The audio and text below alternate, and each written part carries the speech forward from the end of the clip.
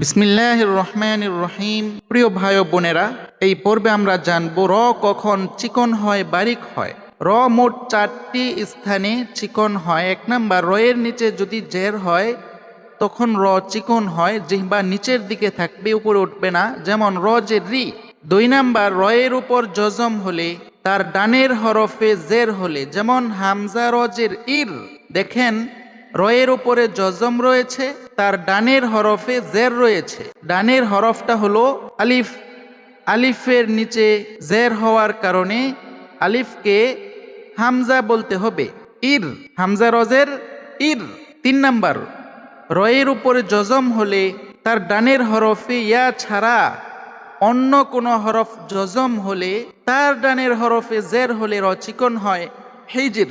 দেখেন, রয়ে থামার কারণে জজম হয়েছে, তার ডানে জিম জজম হয়েছে, যেটা ইয়া নয়, তার ডানে জের হয়েছে, তাই র চিকন হবে, হিজির।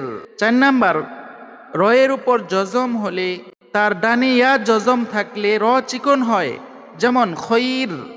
দেখেন, র জজম হয়েছে ওয়াকফ করার কারণে, তার ডানে ইয়া রয়েছে, এরকম হলে র চিকন হবে, আর ডানে যাওয়ার দরকার নেই। তার ডানে জবর জের পেশ যাই হোক না কেন, রয়ে জজম থাকলে, তার ডানে ইয়া জজম থাকলেই র চিকন হয়। তাহলে আমরা জানতে পারলাম র মোট 4 স্থানে চিকন হয়। 1 নাম্বার, রয়ের নিচে জের হলে। 2 নাম্বার, রয়ে জজম, ডানে জের।